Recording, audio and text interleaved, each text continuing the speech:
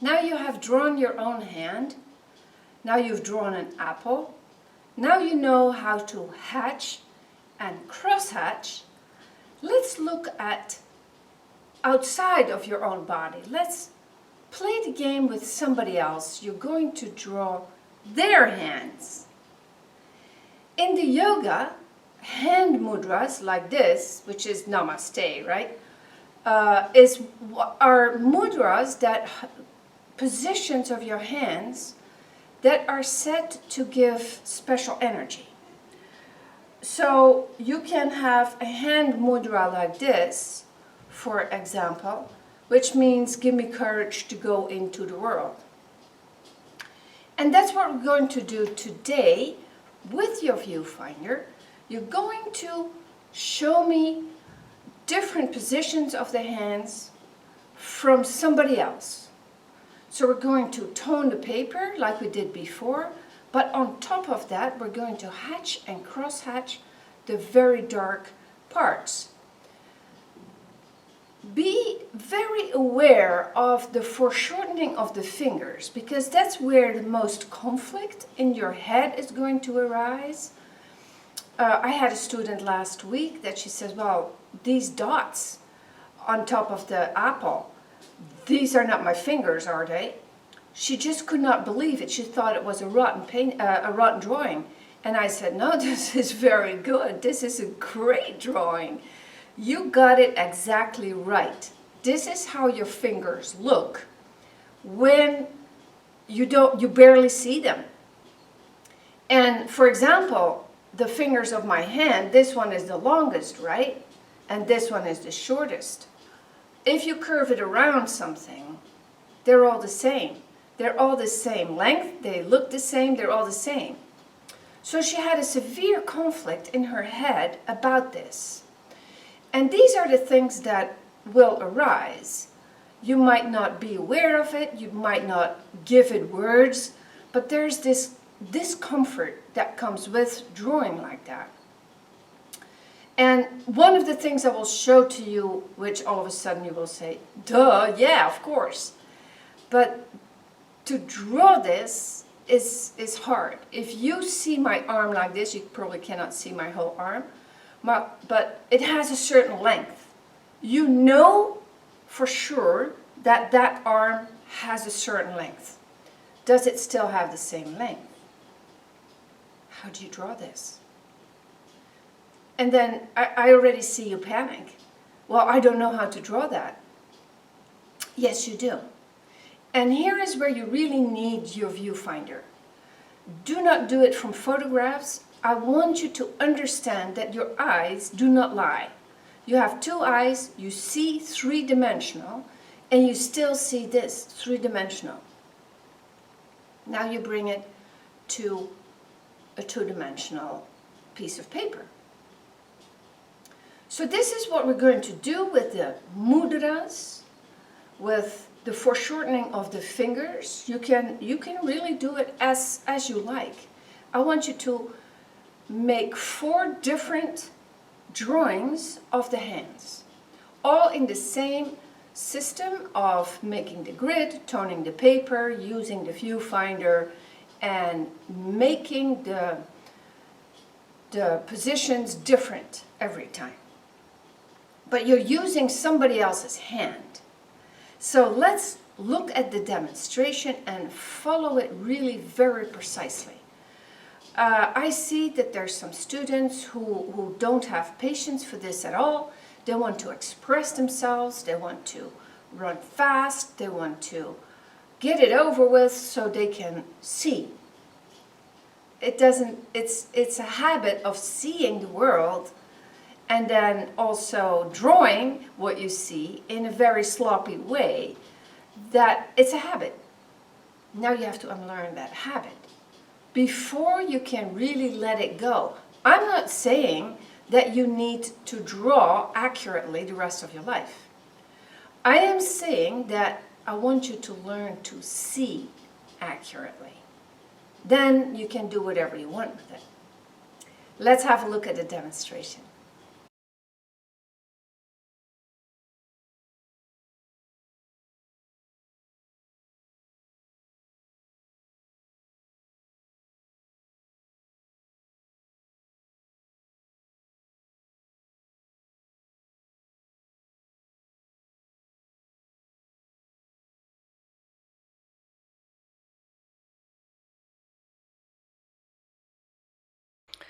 Before we're going into the drawing of a hand, however, I want to practice again the hatching and the cross hatching.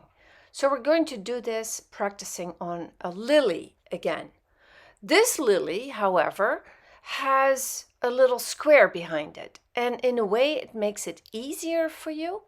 So now we have the squares of the grid, but we also have the square behind it. Now that has a lot of negative shapes that you can really hold on to. So don't see it as a difficulty, but see it as a tool to make it easier on you. Go from the center of the grid. I do that too. I saw a lot of students doing that.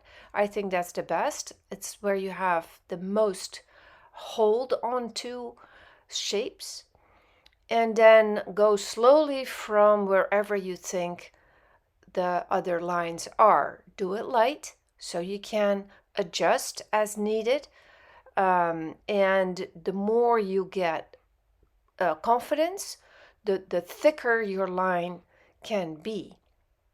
Here we're not going to do the gray toning, the toning of the paper. We're going to really do the hatching and cross hatching over this. But I'm also helping you a little bit with this, with another grid that we're going to put on, and systematically going along with the hatching and the cross hatching. But first we're going to copy this lily upside down, very, very precise. And again, take your time, and then we're going to all the other stuff. Watch it. I speed it up already. I'm doing it very slow myself, but so don't think that you have to do it as fast as I do it, because the video is faster than the reality is. I do this so that you don't get bored or get the popcorn out.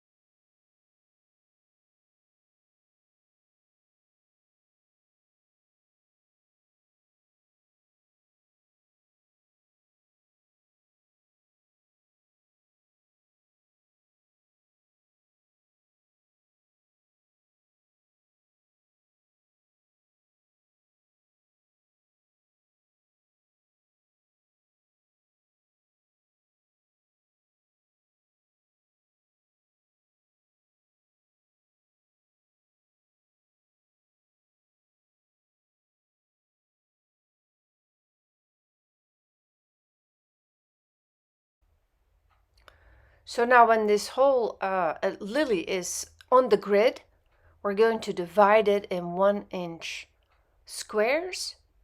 Very lightly, don't go crazy over this. And if you miss, if they're not 100% square, I don't care about that.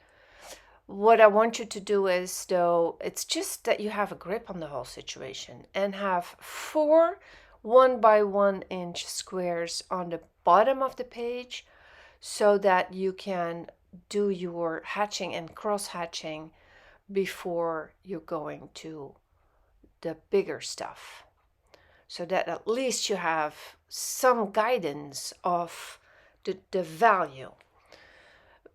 As I said, first we have the line, then we have the negative shapes. We have all that now in order. Now we're going to practice the value. And we need it before we go into the value of the hands that we're going to look at later. The more precise you are, the more it looks great from a distance, and the more you can control it. Go for it.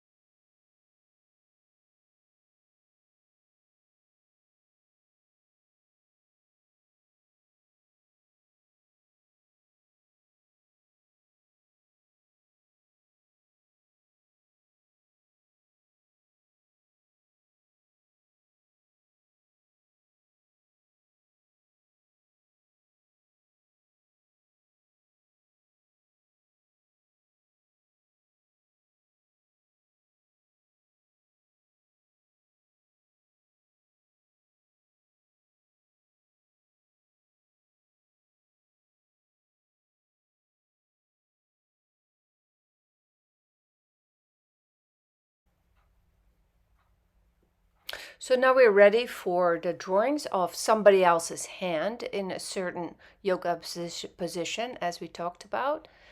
And here I used a watercolor and colored pencils plus the micron, but we can do it also just with pencil, and that might be as nice.